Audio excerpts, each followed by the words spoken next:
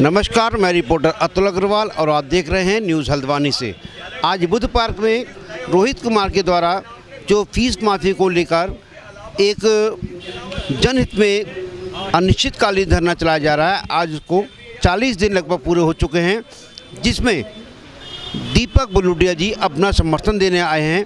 वहीं उनका कहना है कि इस धरने को लेकर आज रोहित कुमार जी से बात करके कोई सरल रास्ता इसका निकाला जाएगा, क्योंकि सरकार के द्वारा इस ओर कोई भी कदम नहीं उठाया जा रहा है।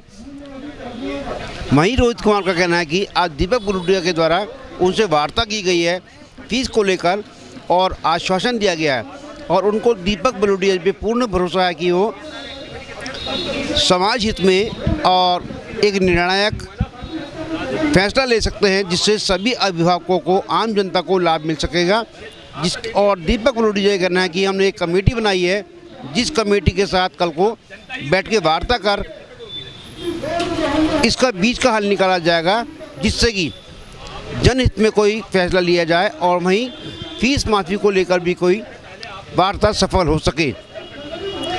वहीं रोहित कुमार का कहना है कि आज दीपक बुलुडिया के द्वारा बात की गई है, हमारे धरने में आकर समर्थन दिया है कि हम आपके लिए फ़ीस माफ़ी का कोई ना कोई हल ज़रूर निकालेंगे, जिससे कि प्राइवेट स्कूलों पर भी लोड ना पड़े और आपका जो एक जन समस्या का मुद्दा है वो भी हल हो सके।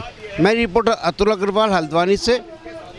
हमारा यूट्यूब चैनल सब्सक्राइब करें, बेल आइकन दबाना ना भूलें और देखते रहें खबरें हल्द्वानी से।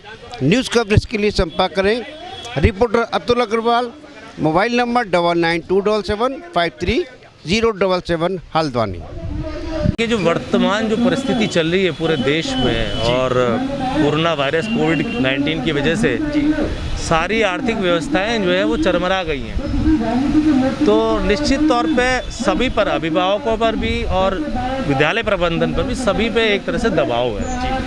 और जैसा कि रोहित जी और हमारे डेविड जी ये बैठे हुए हैं इस पर धरने पर, तो इनकी जो एक मांग है, सरकार से मांग है कि इस समय जो विषम परिस्थिति चल रही है, आर्थिक व्यवस्था जो है पूरी चरमरा गई है, तो सरकार ने उसमें आगे आके अपनी भूमिका निभानी चाहिए और जो अभिभावक सक्षम नहीं है, जो फीस देने में अक्षम है, उनकी मदद को हाथ बढ़ाने चाहिए और उसके लिए कोई रास्ता निकालना चाहिए। और निश्चित तौर पे आज मैं भी पब्लिक स्कूल एसोसिएशन की तरफ से यहाँ पर आया हूँ, क्योंकि 40 दिन मुझे लगा कि सरकार ने अभी तक इनकी सुध नहीं ली है, जो कि बहुत दुर्भाग्यपूर्ण है। उनका फर्ज बनता था कि वहाँ के सरकारी नुमाइंदे यहाँ पर आते, जिम्मेदार लोग जो सरकार पे बैठे हुए लोग हैं, और जो भी होता है इनसे वार्ता करते, एक समुचित उचित समाधान की ओर अग्रसर होते।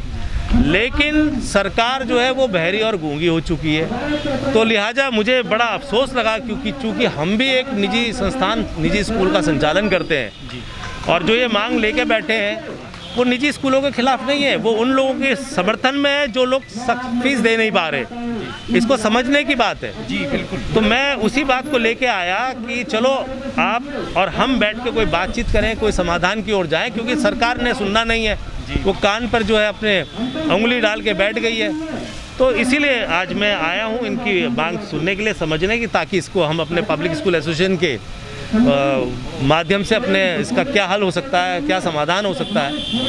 इसलिए जिस तरीके से आपने एक सकारात्मक पहल शुरू की है जी, अन्य स्कूलों को भी इससे उदाहरण लेना चाहिए, क्या कोशिश करेंगे आपकी अन्य स्कूल? बिल्कुल बिल्कुल, बहुत अच्छा सवाल आपने किया, क्योंकि इसमें देखिए एक इनका ये व्यक्तिगत मुद्दा नहीं है जी, बिल्कुल ये मुद्दा पूरे समाज का मुद्दा है, और समाज जब कठिन परिस्थितियाँ होती है तो हम एक दूसरे की मदद करके चलते हैं। ये एक मानव धर्म भी है और भारतीय संस्कृति भी है कि जिसको ज़रूरत पड़े उसकी मदद आप करो, आप अपना निवाला बाद में खाओ, पहले दूसरे का पेट भरो, ये हमारी भारतीय संस्कृति है जी। तो ये अपने लिए निजी मांग के लिए नहीं बैठे हैं, और ये समाज के लिए बैठे हैं, उन अभिभावकों के लिए बैठे हैं जिनके जो अपने बच्चे की फ़ीस नहीं दे पा रहे।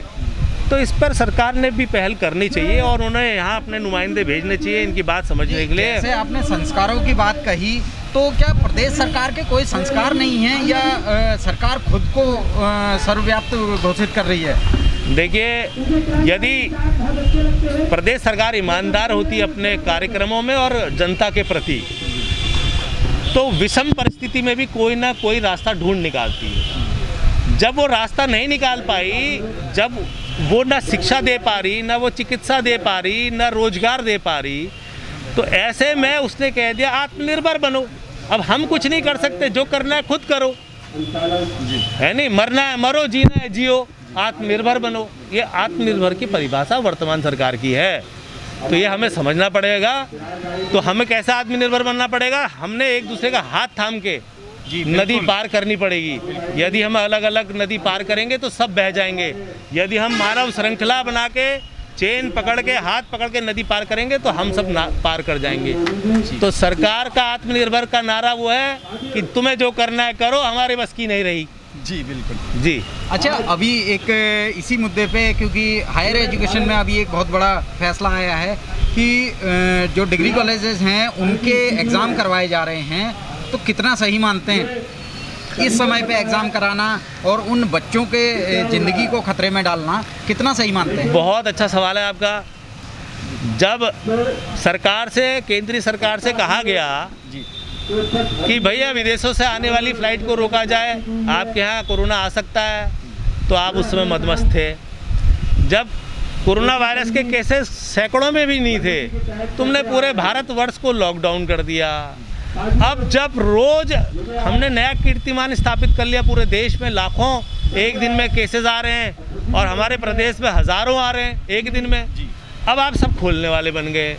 तो पहली बात तो सरकार को कुछ अंदाज़ा ही नहीं है, कुछ समझ ही नहीं आ रहा। जब नहीं बंद करना था तो आपने बंद कर लिया, अब जब बंद करना है तो आप उस समय खोल रहे हो। हमारे जो छात्र हैं उनका जीवन का मामला है, उनका जीवन खतरे में आप डाल रहे हो, एग्ज़ाम कंडक्ट करा रहे हो। मुझे तो हैरानी हो रही है इस सरकार की बुद्धिमत्ता पे कि ये कैसी सरकार है। जब केसेस नहीं थे तो तुमने लोगों को पैदल चला दिया, लोगों को लॉकडाउन कर दिया, पूर्ण बंदी ऐसा दिखा दिया। जब केसेस बढ़ गए तो आपने पूरा खोल खाल के बैठ गए।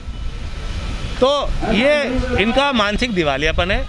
नहीं, माननीय उच्च शिक्षा मंत्री धन सिंह रावत जी कहते हैं कि बच्चों की शिक्षा जरूरी है, उनका एक साल बर्बाद नहीं होना चाहिए, चाहे बेशक कम्युनिटी स्प्रेड बढ़ जाए। देखिए, ये बहुत अच्छा सवाल है आपका कि मैंने फिर बोला कि जब केसेस नहीं थे तब इन्होंने बंदी की, तो क्यों बंद किया? उस समय उनको ये समझ में नहीं आया कि ये बहुत ज़रूरी है, इस समय पढ़ाई नहीं रोकनी चाहिए। उस समय आपने क्यों बंद किया? क्या उस समय ज़रूरी नहीं थी पढ़ाई?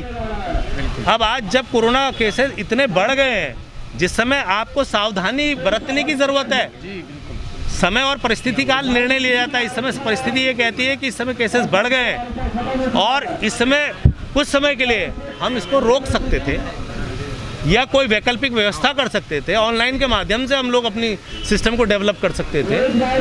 देश में और यूनिवर्सिटीज़ में ऑनलाइन माध्यम से एग्ज़ाम्स हो रहे हैं, तो आपके पास वो व्यवस्था नहीं है, तो आपने एग्ज़ाम्स कंडक्ट करा रहे हो, आप सेंटर्स में बुला के बच्चों को, उनके जीवन को खतरे पर डाल रहे हो।